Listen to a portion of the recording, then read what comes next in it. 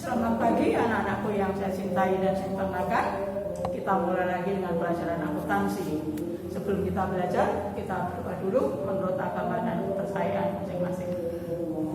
Berdoa mulai.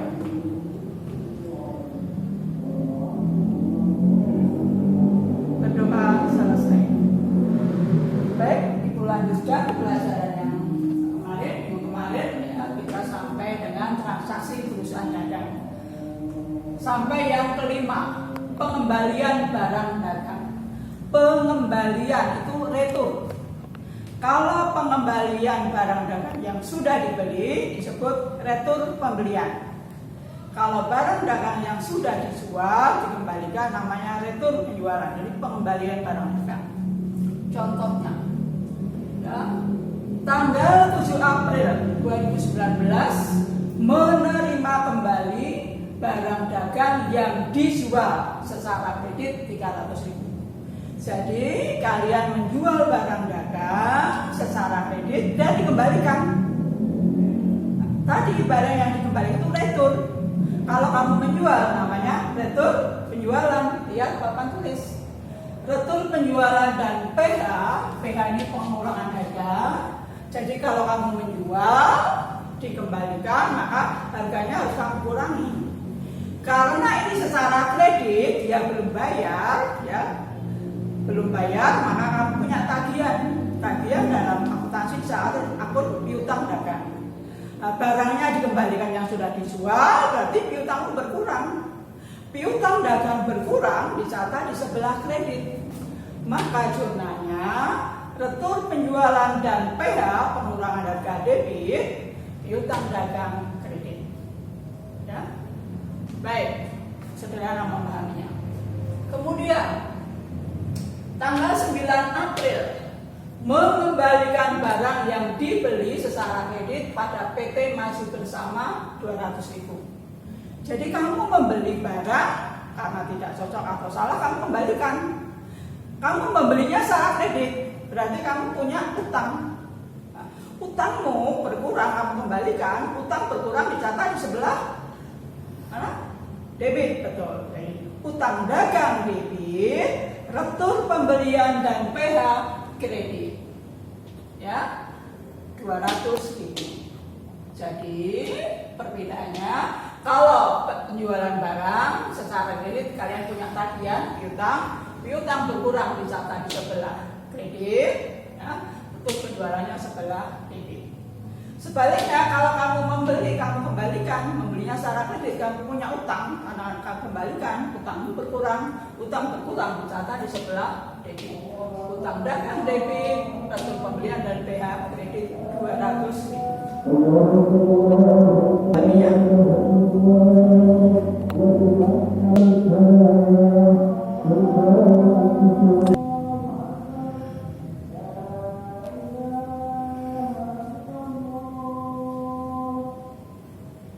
Baik, nomor 6. Beban atau biaya yang dikeluarkan untuk membeli barang dagang. Jadi biaya yang kamu keluarkan untuk membeli barang dagang. Contohnya sederhana. Tanggal 15 April membayar biaya angkut barang dagang sebesar 200.000. Kamu membayar ambil dari kas. Kasmu berkurang dicatat di sebelah kredit. Kas kredit 200.000, beban angkut pembelian debit kredit, ya. Beban angkut pembelian bertambah dicatat sebelah debit, semua beban, ya. Sedangkan kas berkurang kamu bayar dicatat di sebelah kredit. Jadi jurnalnya beban angkut pembelian debit, kas kredit. Ya, sederhana. Ya. Lanjut sekarang. Nah, untuk transaksi perusahaan dagang, Ibu berikan contohnya sudah selesai. Nanti kita tinggal latihan saja. Ya. Kita lanjut kemudian mengenai persediaan barang dagang. Kemarin Ibu jelaskan bahwa salah satu hal yang membedakan antara perusahaan jasa dan perusahaan dagang adalah persediaan barang dagang. Persediaan barang dagang ini hanya ada di akuntansi perusahaan dagang. Nah, bagaimana cara menghitung persediaan barang dagang yang masih ada atau yang barang dagang? Ya, ada 3 cara. Yang pertama yang namanya FIFO, first in first out. FIFO, first in first out. Artinya apa? barang yang pertama kali dibeli menjadi barang yang pertama kali dijual. Jadi misalnya kamu membeli tanggal 2 Februari, 4 Februari, dan yang terakhir 8 Februari. Nah, yang dihitung itu adalah yang seperti itu, yang tanggal pertama, yang tanggal 2 Februari. Ya, itu first in first out. Nanti itu berikan contoh yang jelas. Yang kedua, LIFO, last in first out. Artinya apa? Barang yang terakhir dibeli menjadi barang yang pertama kali dijual. Contohnya nanti berikan. Ya, yang penting kamu tahu dulu. FIFO, first in first out, barang yang pertama kali dibeli menjadi barang yang pertama kali dijual. Kebalikannya, kalau barang yang terakhir dibeli ya menjadi barang yang pertama kali dijual, namanya LIFO, last in first out. Ya. Metode yang ketiga itu harga rata-rata. Ya. Metode average, rata-rata. Harga pokok barang yang berbeda-beda tanggal pembeliannya dirata-ratakan untuk mendapatkan harga yang pokok yang tercatat pada laporan laba rugi. Jadi kalau ini misalnya di bulan Februari kamu membeli 3, tanggal 2, tanggal 4, tanggal 8, harganya berapa dibagi rata-rata. Kemudian rata-ratanya berapa? Itu nanti yang akan menjadi harga pokok dalam laporan laba rugi. Ya, nanti Ibu berikan contohnya. Ya, jelas biar kamu dulu. Ada 3 metode persediaan barang dagang, FIFO, LIFO, dan average rata-rata. Oke. Dengan demikian, ya untuk perusahaan dagang, hal yang sudah harus kamu ketahui sudah diberikan. Nah, kemudian bagaimana ya tahap pencatatan dalam akuntansi perusahaan dagang? Tahap pencatatan dalam akuntansi perusahaan dagang sekarang kalian harus membuka buku cetakmu. Harus membuka buku cetakmu, ya, supaya Ibu jelaskan dari buku cetakmu. Kamu pegang semuanya, karena ini pakai kolom. Halaman berapa? Kalian lihat halaman 121. Semua disediakan dulu bukunya. Oke, siapkan dulu ya. Tahap pencatatan akuntansi perusahaan dagang. Yang pertama adalah jurnal khusus. Jurnal khusus di dalam perusahaan dagang itu ada 4. Yang pertama jurnal pembelian. Perhatikan nantinya, jurnal pembelian adalah jurnal khusus untuk mencatat pembelian barang dagang dan barang lain secara kredit. Ingat-ingat, secara kredit. Nah, kemudian bagaimana kolomnya dan cara pencatatannya? Buka buku cetakmu halaman 121. Jelaskan. Buka dulu, sudah buka. Halaman 121. Baik, saya jelaskan. Jangan lupa kopnya, nama perusahaan, perusahaannya apa, kemudian jenis laporannya, jurnal pembelian, periodenya berapa. Kolomnya sekarang. Kolom 1 tanggal transaksi. Kolom kedua keterangan. Keterangan itu adalah misalnya nama PT-nya, nama tokonya. Ya. Syarat pembayarannya masih ingat ada beberapa syarat kan? 2/10 N30 misalnya itu syaratnya. Atau N/60 ya, itu syarat pembayarannya. Kolom 4 referensi. Ini untuk kalau sudah dipindah di posting atau dipindah bukukan ke buku besar. Perhatikan dalam jurnal pembelian kolom debitnya, perhatikan kolom debitnya terdiri dari pembelian, ini untuk mencatat pembelian barang dagang di kolom ini. Perlengkapan untuk mencatat semua perlengkapan. Ya, jadi dibedakan. Kalau pembelian barang dagang di kolom pembelian perlengkapan di kolom perlengkapan. Nah, bagaimana kalau misalnya membeli peralatan? Di sini kan tidak ada. Catat di kolom serba-serbi.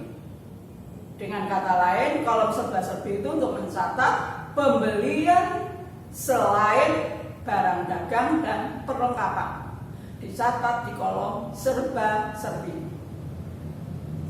Ibu ulangi. Di kolom debit itu ada kolom pembelian. Kolom pembelian nomor 5 ini untuk mencatat semua pembelian barang dagang. 6 perlengkapan itu mencatat semua pembelian perlengkapan. Bagaimana kalau pembelian peralatan? Di sini tidak ada. Catat di kolom serba-serbi. Dengan kata lain, kolom serba-serbi itu untuk mencatat pembelian selain barang dagang dan perlengkapan. Sedangkan kolom kredit hanya satu, utang dagang. Mengapa utang dagang? Karena ini pembeliannya secara kredit. Artinya kamu punya utang, kamu belum bayar. Sehingga dalam jurnal ini ya beda kolom debitnya, kolomnya pembelian, perlengkapan, serba-serbi.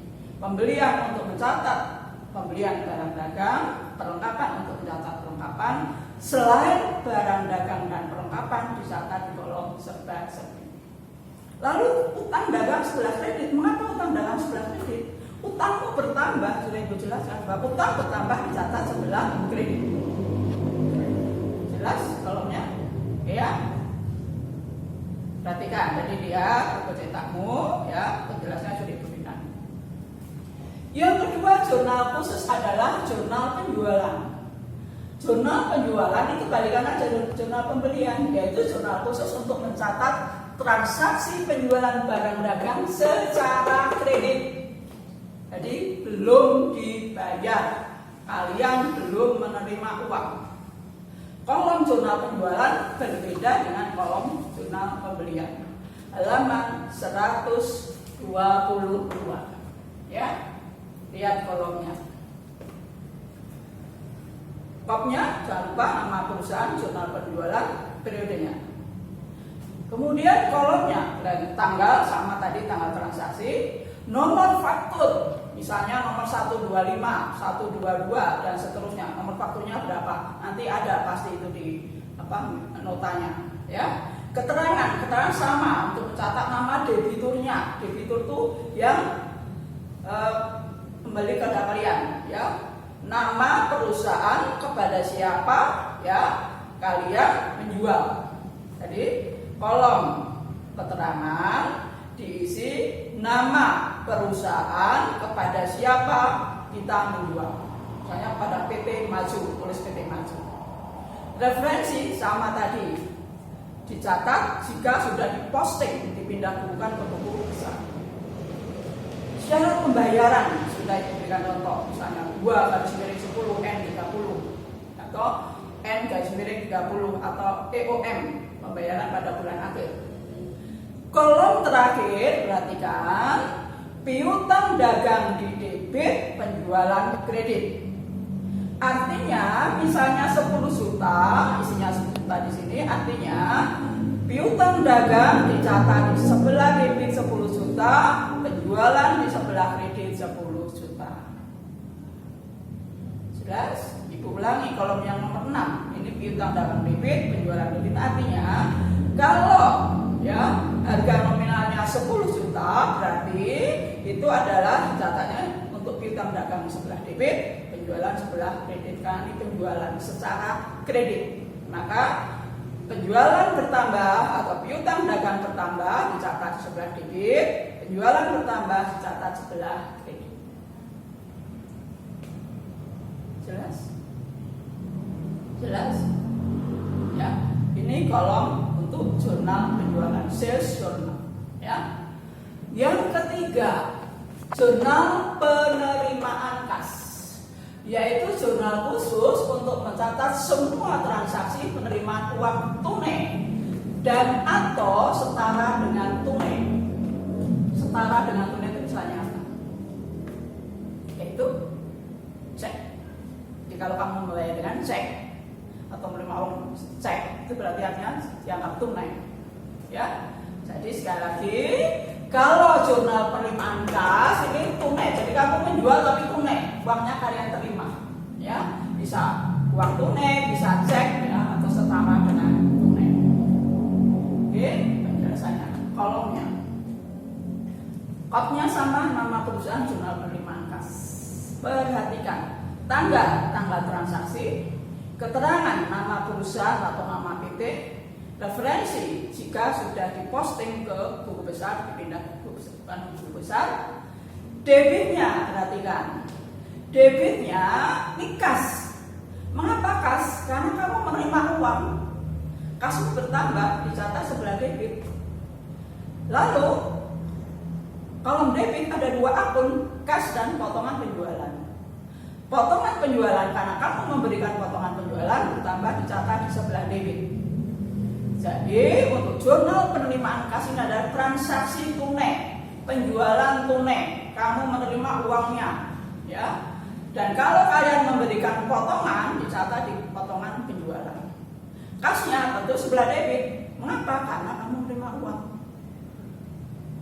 Sedangkan kolom kredit, perhatikan,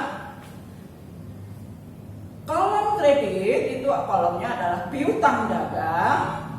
Mengapa piutang dagang sebelah kredit? Kalau dia membayar tagihanmu, berarti piutangnya berkurang. Piutang dagang berkurang, dicatat sebelah kredit. Atau penjualan tunai, ya, kas debit, penjualan kredit. Lalu bagaimana Bu kalau menerima uang selain dari piutang dagang dan penjualan? Dicatat sama di kolom serba-serbi. Jadi misalnya kamu menerima menjual peralatan kursi bekas dari perusahaan dijual, itu dicatat di kolom serba-serbi, ya. Jadi sekali lagi, transaksi semua penerimaan uang di luar penjualan barang dagang, ya, dicatat di kolom serba-serbi. Jelas? Ya, jadi sekali lagi, jurnal penerimaan kas, tanggal transaksi, keterangan nama perusahaannya, referensi jika sudah diposting ke buku besar, debitnya, kas debit, potongan penjualan debit, kreditnya adalah untuk piutang dagang jika piutangnya dilunasi, penjualan jika penjualannya tunai. Lalu menjual selain penjualan barang dagang dicatat di mana? Di kolom serba-serbi. Misalnya tadi ada peralatan yang sudah tidak terpakai dijual, dicatat di kolom serba-serbi. Nah, uangnya diterima tapi dicatat di kolom serba-serbi. Cukup jelas? Jadi untuk jurnal penerimaan kas ini penjualan secara tunai, semua penerimaan uang secara tunai atau setara dengan tunai. Misalnya tadi cek. Yang terakhir, jurnal pengeluaran kas adalah jurnal khusus untuk mencatat transaksi pembayaran yang dilakukan oleh perusahaan untuk berbagai kegiatan secara tunai.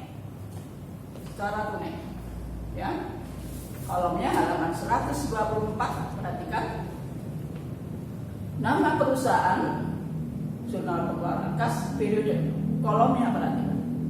Tanggal sama tanggal transaksi, keterangan, nama perusahaannya tadi, nama toko, referensi sama jika sudah diposting ke buku besar. Debitnya perhatikan. Debitnya ini pengeluaran kas, debitnya pembelian. Nomor 4. Pembelian berarti ini adalah pembelian secara tunai. Pembelian barang dagang secara tunai. Kalau pembelian barang dagang secara kredit dicatat di apa? Betul, dicatat di jurnal pembelian. Kemudian debitnya lagi utang dagang. Mengapa utang dagang di debit? Karena kalau si utangmu dibayar, ya, itu maka utangmu berkurang. Utang berkurang dicatat di sebelah debit. Jadi utang dagang debit, ya. Kemudian kalau serba-serbi sama tadi jika transaksinya di luar pembelian barang dagang dan pembayaran utang. Kreditnya kas dan potongan pembelian. Karena kamu mengeluarkan uang, kasmu berkurang, dicatat di kolom kredit, kas berkurang, dan kalian memberikan potongan pembelian dicatat di sebelah kredit. Jadi itu tadi 4 jurnal khusus. Dan bagaimana kalau tidak bisa dicatat di 4 jurnal khusus? Dicatat di jurnal umum. Ya, jika tidak bisa dicatat di jurnal khusus, dicatat di jurnal umum. Contohnya apa? Yaitu retur pembelian maupun retur penjualan, ya. Ya.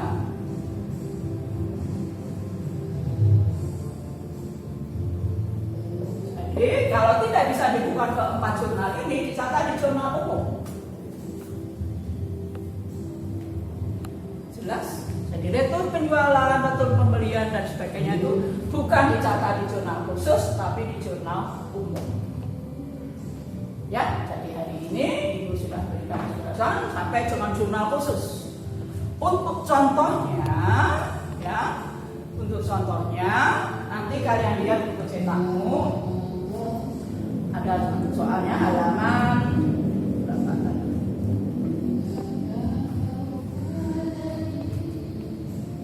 Di jurnal umum ya, kemudian halaman 125 itu ada transaksi, kemudian jurnal khususnya di halaman 126, 127, 128. Sekali lagi, contohnya kalian pelajari, sudah sangat jelas buku cetakmu. Contoh soalnya halaman 125, jawabannya ada halaman 126 sampai halaman 128. Sangat jelas. Caranya bagaimana? Perhatikan, lihat halaman 125. Tanggal 1 Desember membeli barang dagang dari toko anggrek seharga 10.500.000 dengan syarat 210 N30. Kamu tulis di situ pakai pensil, catat di jurnal apa? Oh, ini pembelian kredit, catat di jurnal pembelian. Ya, tinggal lihat saja tadi yang dari jurnal khusus. Jelas? Jadi sekali lagi, contoh jurnal khusus dari buku cetakmu halaman 125 dan jawabannya halaman 126 sampai 128. Sangat jelas. Jika tidak ada atau jika belum tahu dengan belum jelas, silakan tanya ke Ibu. Jadi boleh, atau di grup itu boleh, atau di GCN boleh. Ya. Jadi sekali lagi untuk jurnal khusus sudah Ibu sebutkan dengan jelas. Contohnya ada di buku cetakmu. Buka buku cetakmu. Jelas? Baik, hari ini sampai sini dulu. Tetapi sekali lagi harus belajar dari buku cetakmu. Kemudian ke minggu depan akan Ibu lanjutkan dengan catatan kalian sudah belajar lebih dahulu. Yang terakhir, terima kasih yang sudah mengumpulkan tugas dan ulangan, dan yang belum sudah Ibu share di grup masing-masing. Ya, tolong yang belum kumpulkan. 1 saja, 2 saja sudah Ibu hargai. Kalau kamu tidak pernah mengumpulkan sama sekali, jangan kaget, nilaimu tetap di bawah KKM. Ya, Ibu akan menghargai anak-anak yang berusaha. Salah tidak apa-apa. Jelas? Baik, kita akhiri dengan terima kasih atas perhatian kalian. Selamat belajar dan minggu depan kalian sudah ujian praktek. Jangan lupa kirimkan pada hadiahnya, jangan sampai saya kira demikian. Tetap jaga kesehatan, belajar dengan tekun. Terima kasih.